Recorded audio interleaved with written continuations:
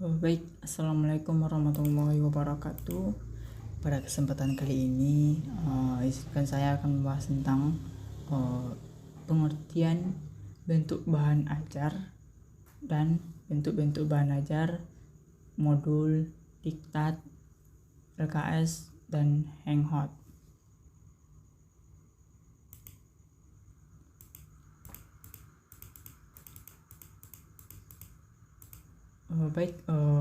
Pertama, pengertian bentuk bahan ajar.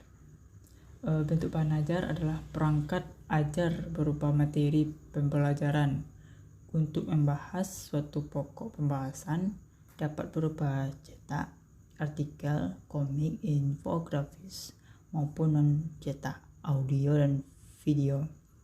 Bahan ajar dirancang untuk menjadi alat bantu dalam proses pembelajaran terhadap dengan topik atau materi pembelajaran.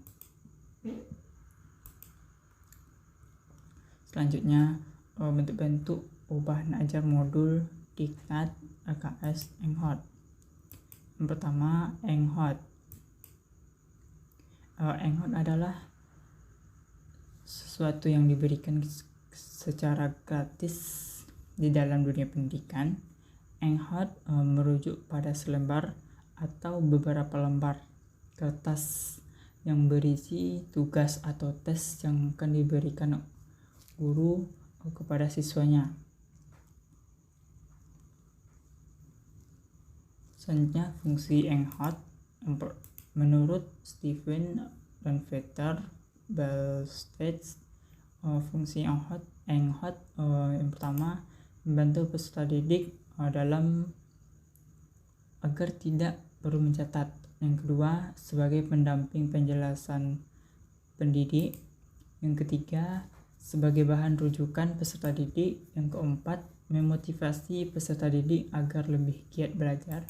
Yang kelima, pengingat pokok-pokok materi yang diajarkan. Yang keenam, memberi ungkapan balik. Ketujuh, menilai hasil belajar. Selanjutnya, tujuan pembuatan hangout. Dalam fungsi pembelajaran, hangout memiliki tujuan. Yang pertama, untuk memperlancar dan memberikan bantuan informasi atau memberi materi pembelajaran sebagai pegangan bagi peserta didik. Yang kedua, untuk memperkaya pengetahuan peserta didik. Yang ketiga, untuk mendukung bahan ajar lainnya atau penjelasan dari pendidik. Selanjutnya, unsur-unsur hangout. Yang pertama, identitas hangout. Unsur ini terdiri atas nama sekolah atau madrasah, kelas, nama mata pelajaran, pertemuan ke jumlah halaman, dan mulai berlakunya hangout. Yang kedua, materi pokok atau materi pendukung pembelajaran yang akan disampaikan. Yang perlu kita perhatikan dalam hal ini adalah kepedulian, kemauan, keterampilan pendidik dalam menyajikan materi.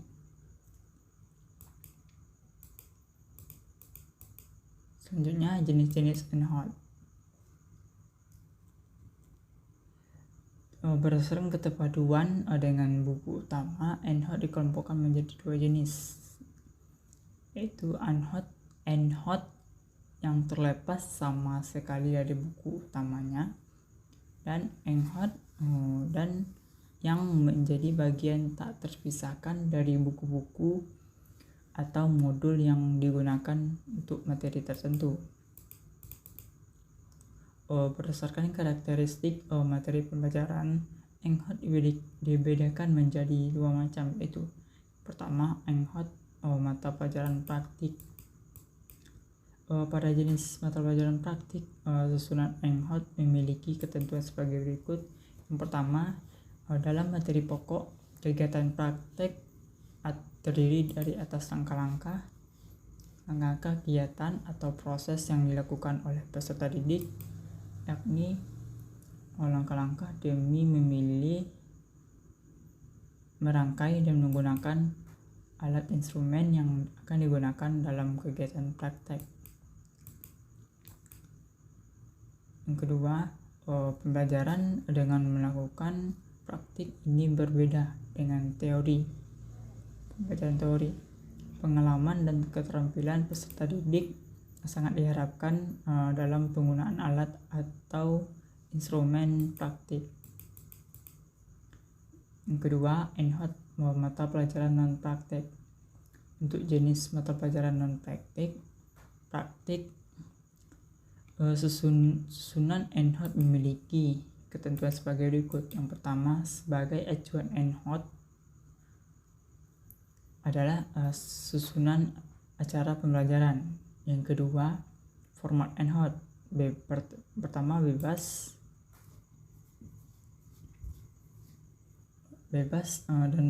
dan dapat berbentuk narasi kalimat tetapi singkat.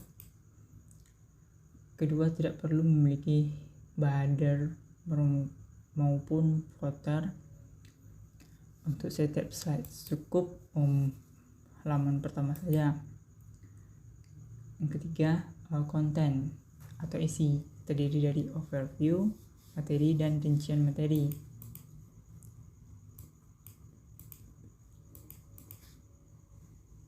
Selanjutnya, langkah-langkah penyusunan ENHOT. Yang pertama, lakukan analisis kurikulum. Yang kedua, tentukan judul ENHOT yang sesuai dengan kompetensi dasar serta materi pokok yang akan dicapai. Yang ketiga, kumpulkan referensi sebagai bahan penulisan. Yang keempat, menulis ENHOT dengan kalimat yang singkat padat dan menjelas.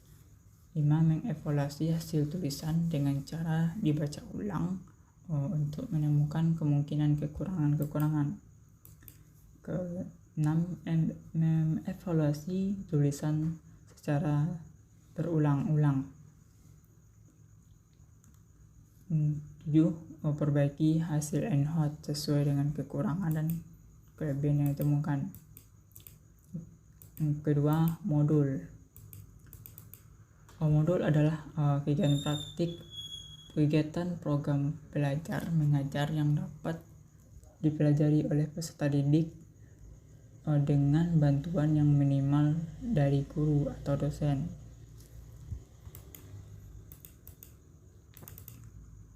Fungsi modul, yang pertama bahan ajar mandiri, yang kedua pengganti fungsi pendidik, yang ketiga sebagai alat evaluasi, yang keempat sebagai bahan rujukan bagi peserta didik. Tujuan pembuatan modul, yang pertama agar peserta didik dapat belajar mandiri. Yang kedua, agar peran pendidik tidak terlalu dominan atau otoriter dalam pelajaran. Ketiga, melatih kejujuran peserta didik. Yang keempat, mengakomodasi berbagai tingkat dan kecepatan belajar peserta didik. Yang kelima, agar peserta didik mampu mengukur diri sendiri tingkat penguasaan materi yang dipelajari. Selanjutnya, unsur-unsur modul. Untuk membuat sebuah modul yang baik, maka satu hal penting harus dilakukan, yaitu mengenali unsur-unsurnya. Modul paling tidak harus berisukan 7 unsur, yakni judul, petunjuk belajar, kompetensi yang tercapai, informasi pendukung, latihan, petunjuk kerja, dan evaluasi. Struktur pembuatan modul. Pertama, pendahuluan setidaknya memiliki 5 elemen. Yang pertama, tujuan, pengenalan terhadap topik yang akan dipelajari, informasi tentang pembelajaran, hasil belajar. 5. Orientasi. Kedua, kegiatan belajar. Struktur kegiatan belajar meliputi kegiatan belajar. Pertama, tujuan, materi, uraian materi, penjelasan, dan ilustrasi contoh. Ketiga, penutup.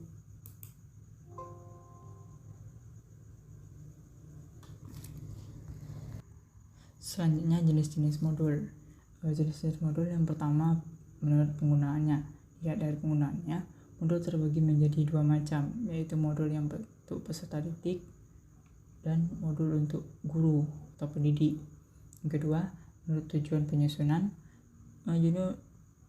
jenis modul lainnya dikemukakan oleh Fembriarto yang mengatakan bahwa menurut tujuan penyusunan, modul dapat dibedakan menjadi dua jenis, modul inti dan modul pengayaan.